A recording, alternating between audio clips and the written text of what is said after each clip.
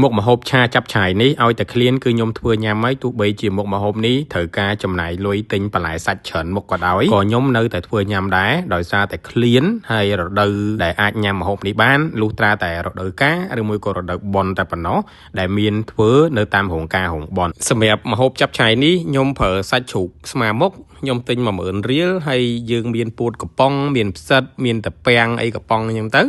ហើយពោតខ្ញុំទិញ2កំប៉ុងហើយផ្សិតអីនឹងតាពាំងខ្ញុំទិញតែ1កំប៉ុងទេហើយខ្ញុំមានបន្លែការ៉ុតហើយដលងបារាំងហើយនឹងផ្កាកាត់ណាដែលយើងយកវាទៅសោះមុននឹងឯងហើយសម្រាប់ដំបូងឡើយយើងគ្រាន់តែឆាសាច់ដាក់គ្រឿងដាក់គ្រូហើយទឹកដបសនេះគឺជាទឹកប្រេងល្ងខ្ញុំដាក់ប្រេងល្ងដែរនៅក្នុងហ្នឹងណាហើយបងប្អូនឆាសាច់ដាក់គ្រឿងដាក់គ្រូហើយដាក់បន្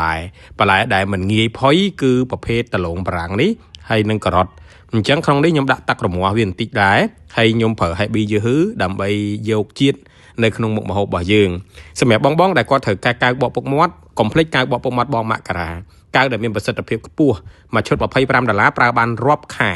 សម្រាប់កៅបកពុកមាត់បងមករាបងប្អូនដែលមានសរសៃពុកមាត់ក្រៃហាស់បកទៅដឹងតែស្អាតពីលើផ្ទៃមុខតែម្ដង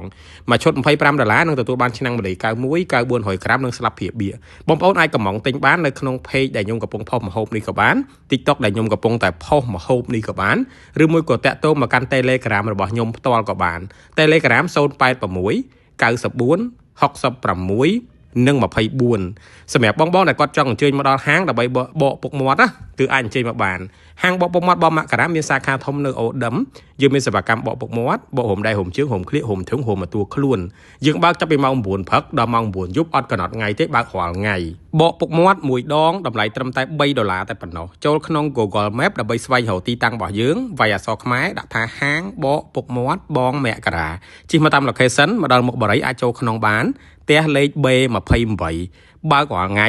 ចាប់ពីថ្ងៃច័ន្ទអង្គារពុធពហុសុក្រសៅរ៍អាទិត្យថ្ងៃណាក៏បើកដែរចាប់ពីម៉ោង9ព្រឹកដល់ម៉ោង9យប់បងដែលមើល TikTok ដែលកំពុងស្វែងរក page របស់ខ្ញុំសម្រាប់ page ម្ហូបនេះគឺមានឈ្មោះថាមាតិកាម្ហូបអញ្ចឹងបងអាចចែកក្នុង Facebook ដើម្បីស្វែងរក page មាតិកាម្ហូបដែលអាចនឹងមើលវីដេអូម្ហូបដែលខ្ញុំផុសរៀងរាល់ថ្ងៃ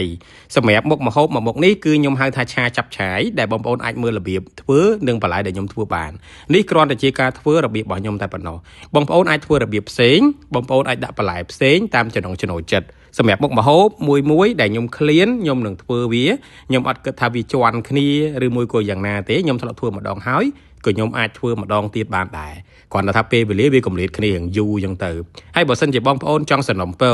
ថាឲ្យធ្វើម្ហូបអីអាចខមមិនបានដើម្បីងាយស្រួលខ្ញុំនឹកឃើញអំពីម្ហូបដែលបងប្អូនចង់ឃើញអញ្ចឹងទៅហើយសម្រាប់ផលិតផលរបស់បងមករាកៅបកពុកមាត់បងមករាបងប្អូនរបស់យើងអាចធ្វើការកម្មង់ដែលជាប្រភេទកៅបកពុកមាត់ផ្សេងហើយយើងមានកៅបករុំជើងផ្សេងសម្រាប់បងដែលចង់បកពុកមាត់ប្រើកៅបកពុកមាត់បងមករាសម្រាប់បងប្អូនដែលគាត់ប្រើបករុំក្លៀកគឺអាចយកកៅបកពុកមាត់ទៅប្រើបានក៏ប៉ុន្តែបើសិនជាបងប្អូនដែលគាត់ចង់បករុំដៃបងប្អូនដែលគាត់ចង់បករុំជើងបងមិនបាច់ចាំយកកៅពុកមាត់ទៅប្រើទេបងអាចទិញកៅបករុំដៃបករុំជើងរបស់បងមករាកៅបករុំដៃរុំជើងរបស់បងមករាមួយឈុតត្រឹមតែ$15តែប៉ុណ្ណោះ$15ហ្នឹងបងប្អូនបានម៉ាស៊ីនសម្រាប់កម្ដៅកៅមួយកៅមួយទីបspray មួយដបនិងกระดาษបកមួយដុំដែលបងប្អូនអាចយកទៅប្រើបានហើយថ្ងៃក្រោយពេលដែលបងប្អូនចង់ទិញតាកៅប្រើអស់កៅអាចទិញបានតែ$7រៀលកន្លះតែប៉ុណ្ណោះហើយសម្រាប់បងដែលគាត់ចង់បានជាឈុតទិញឈុតតែដំបូងទេមួយឈុត$15អាចធ្វើការកម្មង់បានជួបគ្នាវីដេអូក្រោយ